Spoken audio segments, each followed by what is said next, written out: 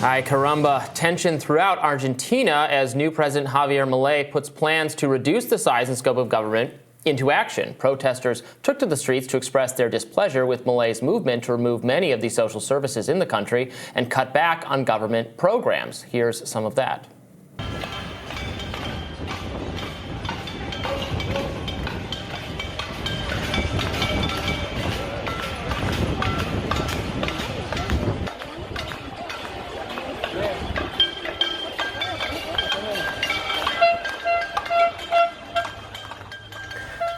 Milei was swept into office on promises to reduce government bloat and tamp down on Argentina's astronomical 140% inflation rate. But some civil rights advocates have expressed concern that Milei is showing authoritarian tendencies amid the protest over his plans. As one user put it, Argentina's President Milei says he could take away welfare from protesters who block streets.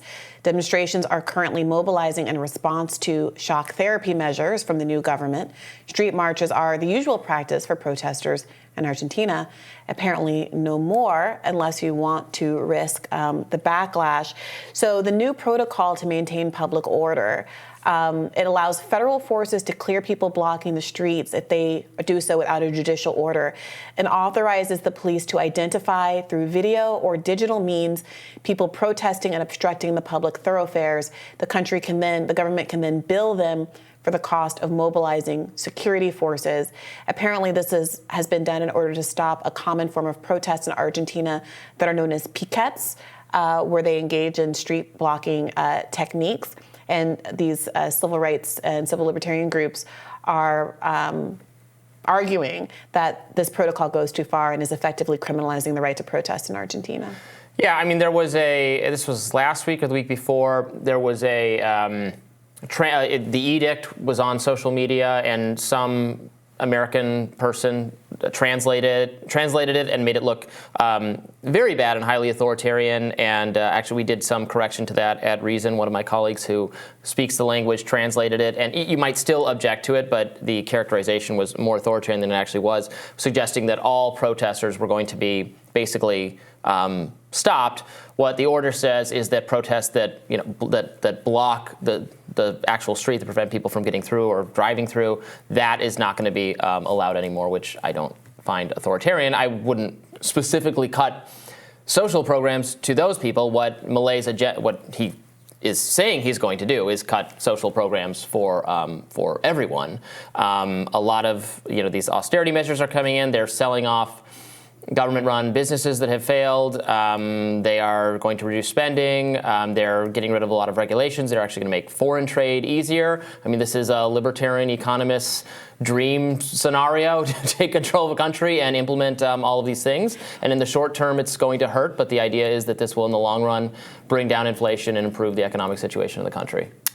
It's interesting, the idea of making foreign trade easier does sound kind of antithetical to some of the America First policies that are really being embraced here.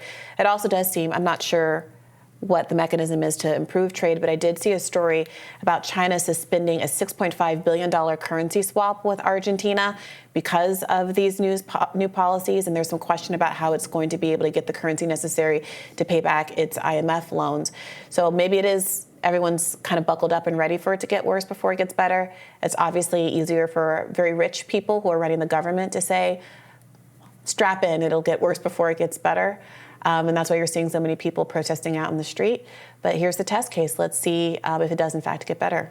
Yeah, in the kind of libertarian economic, Austrian economic view, the metaphor is you already drank too. It's a hangover scenario. You already drank recklessly.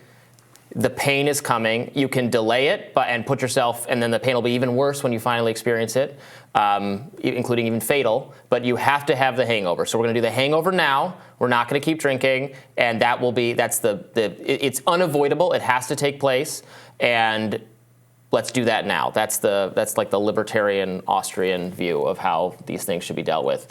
People in Argentina. So he also aspires to, and I know much less about monetary theory.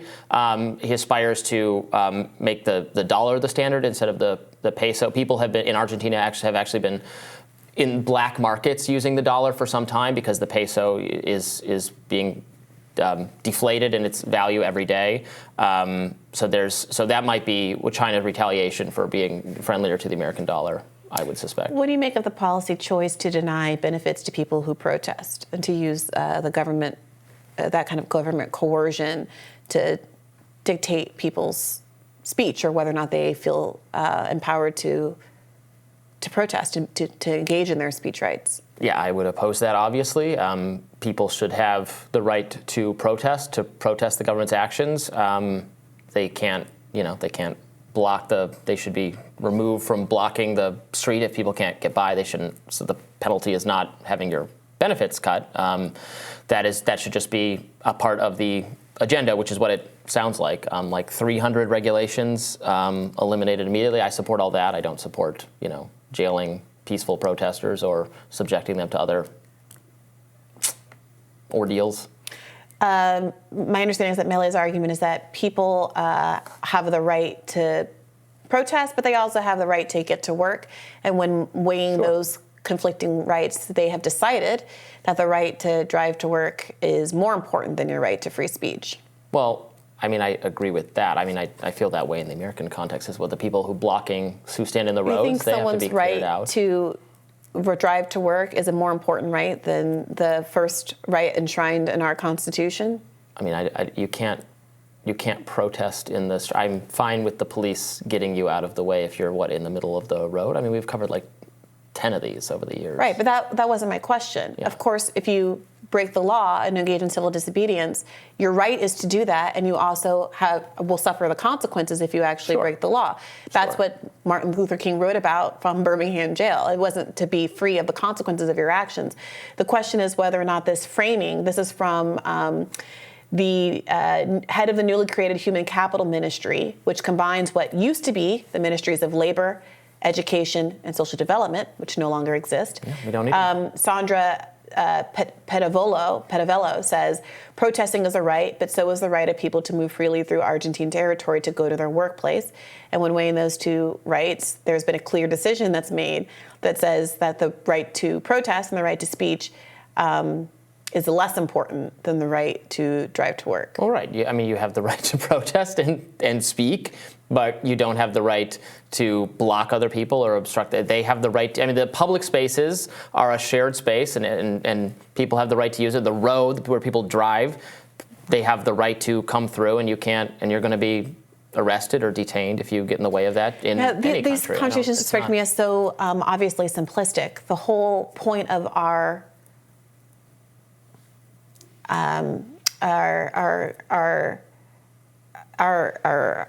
legal framework, our study of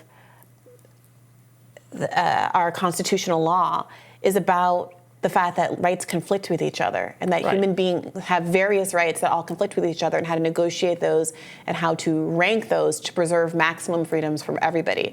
So just saying, yes, I have a right to do this and I have a right to do this.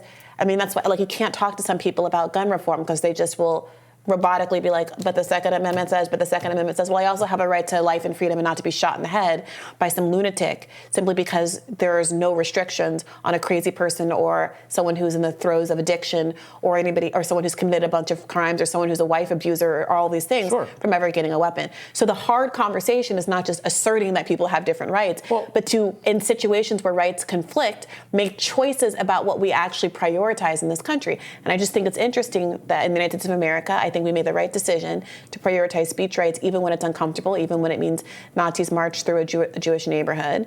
And here in Argentina, this libertarian leader is making different kinds of choices. I don't know that he's making different kinds of choices that we're making here with respect to protesters in the streets. The gun analogy is apt because the issue is, crazy people, violent people, dangerous people. Yes, the Second Amendment certainly comes with limits, and we do want to deny firearm access to people who are going to harm other people with guns. The U.S. government. Let me finish my point. The problem is that if we broadly it is taking away guns from law-abiding citizens who should have the right to own and use firearms and are not a danger to anyone, which is the overwhelming majority of people who have guns. And how do we craft laws that don't unduly burden them, violate their rights, while keeping guns out of the hands of people we don't want to have them. I mean, that's the whole difficulty, right? It's not that the right is absolute. It's that it ought to be pretty absolute for a lot of people, but then there are some people who can't exercise this right at all, and figuring out and having a policy that anticipates that is very difficult. Robby, there have been decades of largely conservative advocacy groups pushing back against common sense gun legislation. And there have been decades of progressive prosecutors not bringing illegal gun crime charges against people who have weapons illegally and commit crimes with them and should be denied. And that's a whole problem with prosecution of people who have committed crimes. As much as you might disagree with those prosecutors' choices, is an entirely different issue than what the laws should be about access to guns. Those are two different issues. People who have weapons illegal. What are you saying? I'm saying people who have weapons illegally that should be prosecuted. So on one side you have people largely left-leaning who say we need common sense gun reform. They want to take guns away from everyone, and I want to take guns away from criminals. They literally don't. They literally don't. People keep saying that. Well, nobody does. There's one side that says common sense gun reform. There's another side that says no. I have an absolute freedom to the Second Amendment. No, that's a so getting back. Man. Okay, go ahead. Getting back to this issue, the whole point is that it's the absoluteness that's the problem. And now we're seeing what it means for someone to have these, because there's no such thing as, if you're absolute, what you're doing is you're saying, absolutely, I don't care about someone else's freedom. You're clearly privileging one freedom over another. And that's what you're seeing with Milei, who's very clearly now saying the right to protest is subordinate to the right to drive to work. And so we'll see how far this goes.